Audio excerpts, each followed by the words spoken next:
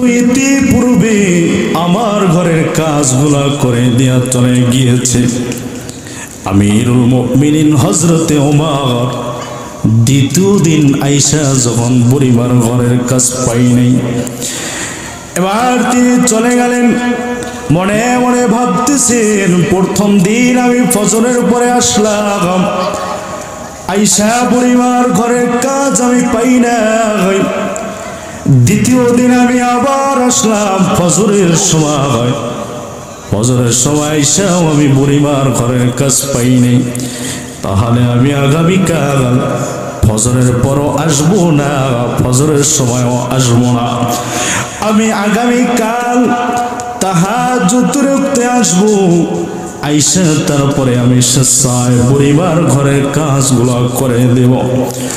পরের দিন আমিরুল মুমিনিন হযরতে ওমর তাহাজ্জুদের ওয়াক্তে আইসা হাজির হইয়া বুড়িমারে ডাক দেয়া বলতেছেন, বুড়িমা আমি ওমর ইবনুল খাত্তাব আপনার ঘরের কাজগুলো করার জন্য হাজির। বুড়িমা আগের মতো আবার জবাব দেয়া বলতেছেন, ওমর যে দৈনিক আমার ঘরের কাজগুলো করে দেয় সে তো ইতিপূর্বে আমার ঘরের কাজগুলো করে দিয়া চলে গিয়েছে। আমিরুল মুমিনিন হযরত ওমর চিন্তা করতেছেন, প্রথম দিন আমি আসলাম ফজরের পরে, আইসা কাজ পাই না। দ্বিতীয় দিন আমি আসছি ফজরের উক্তি, তখনও আমি আইসা কাজ পাই নাই। তৃতীয় দিন আমি আসলাম তাহাজ্জুদের ওক্তে আইসাও আমি কাজ পাইলাম না। তাহলে এবার আমার বের করা লাগবে এই বুজুর্গ ব্যক্তিকে যে দৈনিক তাহাজ্জুদের ওক্তের আগে বুড়িমার ঘরের কাজগুলা করে দিয়া চলে যায়।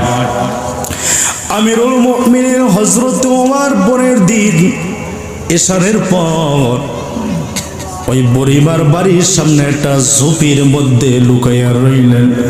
লুকাইয়া থাকার পর রাত্র যখন গভীর হয় তখন দেখতেছেন কে যেন চুপে চুপে ওই বুড়িমার বাড়ির দিকে একজন ব্যক্তি ঢুকতেছেন। ঢোকার সময় হযরতে আমিরুল মুমিনিন ওমর ওই ব্যক্তির সামনে দাঁড়াইয়া বলতেছেন, ভাইকে আপনি দাঁড়ান। ধমক দিয়া বলতেছেন, কিন্তু ওমরের ধমকে ওই ব্যক্তি ভয় পাবে তো দূরের কথা, ওই ব্যক্তিকে দেখা হযরত ওমর নিজেই ভয় পেয়ে গেলেন। কারণ ওই ব্যক্তি আর কেউ ছিল না, ওই ব্যক্তি ছিল ওই জমানার খলিফা, ওই জমানার বাদশা হযরতে আবু বকর সিদ্দিক রাদিয়াল্লাহু তাআলা আনহু। হযরতে আবু বকর সিদ্দিক রাদিয়াল্লাহু তাআলা আনহুকে দেখার পর আমিরুল মুমিনিন বলতেছেন, ভাই আবু বকর আপনি কেন এই বুড়িমার ঘরের দিকে যাইতেছেন, কারণ কি বলেন? তখন আবু বকর রাদিয়াল্লাহু তাআলা আনহু বলতেছেন, ওমর যেই ব্যক্তি দৈনিক বুড়িমার ঘরের কাজ করে দেয় ওই ব্যক্তিটাই হইলাম আমি আবু বকর। আমিরুল মুমিনিন হযরত ওমর বলতেছেন, ভাই আবু বকর আপনি তো বর্তমানে এ জাহানের বাদশাহ, আপনি তো এ জমানার খলিফা মানুষ, বাদশাহ মানুষ, আপনি একজন খলিফা হইয়া বাদশাহ হইয়া বুড়িমার ঘরের কাজ করেন, এই কাজগুলা কি আমাদেরকে দেওয়া যায় না? এই কাজগুলা কি আমরা করতে পারি না? তখন আবু বকর রাদিয়াল্লাহু তাআলা আনহু বলতেছেন, ভাই ওমর এই যে বুড়িমার ঘরের কাজ আমি কেন করি জানো? বলে কেন? বলে আমি তো আমার আখিরাত গোছাইতেছি।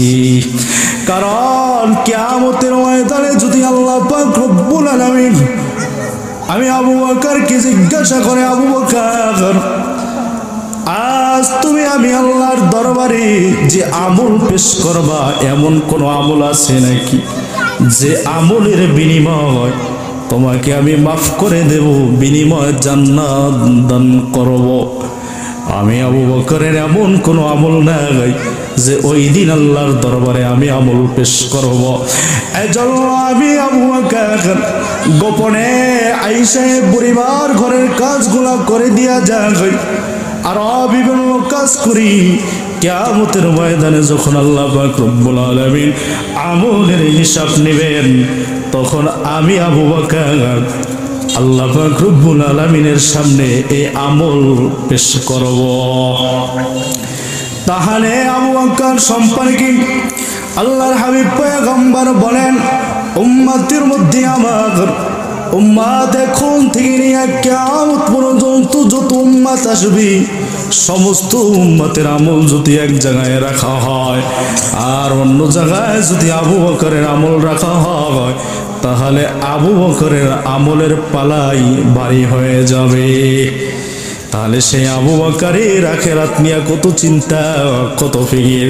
তারপরে বারবার জান্নাতি বলে ঘোষণা করার পরও হযরতে ওমর হুযায়ফার বাড়ি গিয়া বলে, হুযায়ফা, আল্লাহর হাবিব পয়গম্বর ইন্তেকালের আগে তোমার কাছে তো মুনাফিকের লিস্ট দিয়া গেছে, হুযায়ফা বলো মুনাফিকের লিস্টে আমি ওমরের নামটা আছে কিনা। হযরতে হুযায়ফা বলেন, আমিরুল মুমিনিন ওমর আল্লাহর হাবিব পয়গম্বর ইন্তেকাল করার আগে মুনাফিকের লিস্টে যখন আমি হুযায়ফার কাছে দিয়ে গেছি, তখন বলেছে এই লিস্টের কথা যেন আমি কারো কাছে না বলি। তাহলে বলেন আমিরুল মুমিনিন আল্লাহর রাসূলের এই আমানতের খেয়ানত আমি হুযায়ফা কিভাবে করি? আমিরুল মুমিনিন এবার মনটা বেজার কইরা বাড়ির দিকে রওনা দিয়েছে। গভীর রাত্রে ঘুমায় কিন্তু ঘুম আসে না। এবার আমিরুল মুমিনিন ওই রাত্রিবেলা আবার ওইটা হুযায়ফার বাড়ি গিয়া হাজির হয়ে বলতেছে, হুযায়ফা ডাক দিয়া বলতেছেন, আমিরুল মুমিনিন গভীর রাত আপনি কেন এসেছেন? বলে, হুযায়ফা আমি ওমর একটা কথা জানবার জন্য আসছি। বলে, কি কথা? বলে, আমি ওমর যদি আজ মারা যায়, আগামীকাল আমার জানাজা হয়ে যাবে, দাফন কাফন হয়ে যাবে। তবে আমি তোমার কাছে জানতে চাই, আমার জানাজার নামাজ তুমি হুযায়ফা পড়বা কিনা? হুযায়ফা ডাক দিয়া বলতেছেন, আমিরুল মুমিনিন আপনার জানাজা আমি হুযায়ফা পড়ব না তো কার জানাজা পড়ব? আমিরুল মুমিনিন হযরতে ওমর বলতেছেন, হুযায়ফা বুঝেছি, আমার নাম মুনাফিকের লিস্টে নাই, কারণ মুনাফিকের জানাজা তো তুমি হুযায়ফা পড়ো না। তাহলে আমিরুল মুমিনিন হযরতে ওমর জান্নাতের টিকিট পেয়েছেন। আল্লাহর হাবিব পয়গম্বর বারবার বলেছেন, ওমর জান্নাতি। আল্লাহর রাসূল ঘোষণা করার পর হযরতে ওমরের চিন্তা যে আমি ওমরের লিস্টটা মুনাফিকের লিস্টে পড়ে গেল কিনা। কারণ এ জমিনের মধ্যে যত মানুষ আছে সবচাইতে খারাপ মানুষ হইছে গিয়া মুনাফিক। মুনাফিকের মতো খারাপ মানুষ এ জমিনের মধ্যে আর কেউ নাই। যেমন আমরা জানি আবু জাহাল, আবু লাহাব, উতবা, শাইবা, নমরুদ, হামান, কারুন, ফেরাউন এরা খারাপ। এদের মতো খারাপ লোক এ জমিনের মধ্যে আর কেউ নাই। কিন্তু এদের চাইতো একদল মানুষ আছে খারাপ, তারা হইল গিয়া মুনাফিক। তাহলে আমিরুল মুমিনিন হযরতে ওমর বারবার চিন্তা করেছেন, সেই মুনাফিকের লিস্টে আমি ওমরের নামটা পড়ে গেল কিনা। কারণ ওমরের ভিতরে জাহান্নামের ভয়, আখিরাতের ভয়, ওমরের ভিতরে আখিরাতের চিন্তা। আর আপনার আমার চিন্তা আখিরাতের কেমন? আমিরুল মুমিনিন জান্নাতে টিকিট পাওয়ার পরও যদি আখিরাত নিয়ে তার এত চিন্তা হয়, এত ভয় হয়, আর আপনি তো আর আমি জান্নাতের টিকিট পাই না, তাহলে আপনার আর আমার আখিরাতের চিন্তা ফিকির কতটুকু হওয়া দরকার। এজন্য আল্লাহ পাক রব্বুল আলামিন আমাদের সবাইকে যেন সঠিকভাবে আখিরাতের চিন্তা ফিকির কইরা ঈমান আমল মজবুত কইরা যেন আল্লাহ পাক রব্বুল আলামিন আমাদেরকে কবরে যাওয়ার মতো তৌফিক দান করেন। সবাই বলেন আমিন। কারণ কবর এক ভয়ঙ্কর জায়গা, কবর ভালো জায়গা। কারণ কবর দৈনিক প্রত্যেকটা মানুষদেরকে ডেকে ডেকে বলেন আনা বাইতুল গুরবা, আনা বাইতুল ওয়াহদা, আনা বাইতুত তুরাব, আনা বাইতুদ দুধ। কবর বলতে থাকে দুনিয়ার মানুষ, আমি কবর কিন্তু ভালো জায়গা না, আমি কবর হইলাম মাটির ঘর, আমি কবর হইলাম একা থাকার ঘর, আমি কবর হইলাম এক অন্ধকার ঘর। সর্বশেষে কবর বলতে থাকি আমি কবর হইলাম পোকা মাকড়ের ঘর। বড় পীর আব্দুল কাদের জিলানী রহমাতুল্লাহি আলাইহির জমানায় এক মহিলা ঈশা বলতেছেন, বড় পীর আমার একটা সন্তান ছিল, কন্যা সন্তান। আমার অল্প বয়সে স্বামী মারা গিয়েছে। স্বামী মারা যাওয়ার পর আমি আর জীবনে বিবাহ বসি নাই, কারণ আমার একটা কন্যা সন্তান, কন্যা সন্তানের দিকে তাকাইয়া জীবনে আর বিবাহ বসি নাই। কিন্তু বড় পীর কিছুদিন আগে আমার সেই সন্তানটা মারা গিয়েছে। আমি মায়ের মনটা এখন আর ভালো লাগে না। আমি মায়ের একটু জানতে মনে চায় যে আমার মেয়েটা কবরের মধ্যে কোন হালতে কোন অবস্থায় আছে। আবার পীর আপনি আমাকে এমন একটা আমল শিখা দেন যে আমলটা করলে আমি আমার মেয়ের হালত জানতে পারবো। বড় পীর আব্দুল কাদের জিলানী রহমাতুল্লাহি আলাইহি বলেন, মহিলা তুমি যাও বাড়ি যাইয়া দৈনিক সূরা তাকাসুরের আমল শুরু করে দাও। সকাল সন্ধ্যায় রাত্রে ঘুমানোর আগে সূরা তাকাসুর পড়া ঘুমাইবা। যদি তুমি সূরা তাকাসুরের আমল করতে পারো তাহলে আমার আল্লাহ পাক রব্বুল আলামিন সূরা তাকাসুরের আমলের বরকতে হয়তো স্বপ্নের মধ্যে হইল তোমাকে তোমার মেয়ের হালত জানা দিতে পারে। ওই মহিলা এবার বাড়ি যাওয়ার পর দৈনিক সূরা তাকাসুরের পড়তে থাকে। সকালে পড়ে, সন্ধ্যায় পড়ে, রাত্রে ঘুমানোর আগেও সূরা তাকাসুর পরে ঘুমায়। একদিন হঠাৎ করে ওই মহিলা স্বপ্নে দেখতেছেন তিনি এক অজানা জঙ্গলের ভিতর ঢুকে গিয়েছে, যে জঙ্গলের ভিতরে তিনি আর জীবনে ঢুকে নাই। আর জঙ্গলার ভিতরে ঢোকার পর মহিলা দূরে তাকায়া দেখতেছেন আলো জ্বলতেছে। আলো দেখার পর মহিলা এবার আস্তে আস্তে ওই আলোর দিকে হাঁটা শুরু করেছে। আলোর দিকে হাঁটা শুরু করার পর যখন কাছে যাবে যাইয়া দেখতেছেন ওই আলোটা হইল গিয়া আগুনের আলো। মহিলা তাকে দেখতেছেন ওই জঙ্গলার ভিতরে আগুন জ্বলতেছে। মহিলা যখন ওই আগুনের কাছাকাছি চলে যায়, কাছাকাছি চলে যাওয়ার পর তিনি শুনতেছেন আগুনের ভিতর দিয়ে একটা কণ্ঠ ভেসে আসতেছে। ওই কণ্ঠটা পরিচিত একটা কণ্ঠ মনে হয়। ওই আগুন থেকে একটা কণ্ঠ আসে।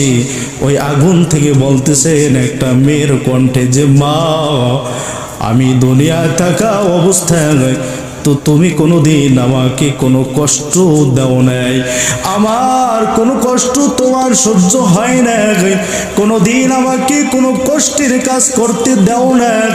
কিন্তু মা আমি তো আজ দুনিয়ায় না, আজ আমি ইন্তেকাল করেছি, আমি কবরের ভিতর আছি মা, আমি ভালো অবস্থায় না, আমি বড় কষ্টে আছি মা, তুমি এখান থেকে আমাকে উদ্ধার করো। এই স্বপ্ন দেখার পর ওই মহিলার ঘুম ভেঙে গিয়েছে। ঘুম ভেঙে যাওয়ার পর সকালবেলা উঠে বড় পীর আব্দুল কাদের জিলানী রহমাতুল্লাহি আলাইহির কাছে গিয়ে হাজির হয়ে বলতেছিল, বড় পীর, আমি আমার মেয়ের অবস্থা জানতে চাইছিলাম, কিন্তু যে অবস্থায় আমি আমার মেয়েকে দেখেছি এই অবস্থা দেখার চাইতে না দেখাটাই ভালো ছিল। কারণ আমি আমার মেয়েকে কোনো ভালো অবস্থায় দেখি না। আমি আমার মেয়েকে দেখলাম আমার মেয়ে জাহান্নামের আগুনে জ্বলতেছে। বড় পীর আব্দুল কাদের জিলানী রহমাতুল্লাহি আলাইহি তখন ওই মহিলাকে বলতেছেন, মহিলা, তুমি এবার আমার কথার জবাব দাও, তোমার মেয়েকে তুমি কোরআনের শিক্ষা দিয়েছো কিনা? বড় পীর আব্দুল কাদের জিলানী রহমাতুল্লাহি আলাইহি কথা জিজ্ঞাসা করার পর মহিলা বলতেছেন, না বড় পীর, আমি আমার মেয়েকে কোনোদিন কোরআনের শিক্ষা দেই না। বলে, তাহলে বলো তোমার মেয়েকে দিয়া তুমি নামাজ পড়াইছো কিনা? বলে, না আমার মেয়েকে দিয়ে আমি নামাজ পড়াই না। বলে, তোমার মেয়েকে নিয়ে তুমি রোজা রাখাইছো কিনা? বলে, না আমার মেয়েকে দিয়ে আমি কোনোদিন রোজাও রাখাই নাই। বলে, তোমার মেয়েকে দিয়ে তুমি পর্দা করাইছো কিনা? বলে, না আমার মেয়েকে দিয়ে আমি পর্দাও করাই না। আবার বড় পীর আব্দুল কাদের জিলানী রহমাতুল্লাহি আলাইহি বলেন, মহিলা, তাহলে তুমি এবার শুনে নাও, তোমার মেয়ে যে এখন জাহান্নামের আগুনে জ্বলতেছেন এর কারণ হইলা গিয়া তুমি। কারণ তোমার মেয়েকে তুমি কোরআনের শিক্ষা দাও না, তোমার মেয়েকে তুমি কোনোদিন পর্দা করাও না, তোমার মেয়েকে দিয়া তুমি কোনোদিন নামাজ পড়াও না, তোমার মেয়েকে দিয়া কোনোদিন তুমি রোজা রাখাও না, তোমার মেয়েকে দিয়া তুমি সব সময় খারাপ কাজ করাইছো। এই জন্য আজ তোমার মেয়ে জাহান্নামের আগুনে জ্বলতেছে। যদি তোমার মেয়েকে তুমি কোরআনের শিক্ষা দিতা, তোমার মেয়েকে দিয়া যদি তুমি নামাজ পড়াইতা, রোজা রাখাইতা, পর্দা করাইতা, ভালো পথে যদি তোমার মেয়েকে তুমি চালাইতা, তাহলে আজ এই দুর্দশা কবরের ভিতর তোমার মেয়ের আযাব হইতো না। তোমার মেয়েকে আজ তুমি মা হইয়া নিজে জাহান্নামের আগুনের দিকে ঠেলে দিলা। তাহলে আমাদের সমাজে বহুত মেয়ে আছে যাদেরকে দিয়া বাবা পর্দা করায় না, নামাজও পড়ায় না, রোজাও রাখায় না, কোরআনের শিক্ষাও বাবা দেয় না।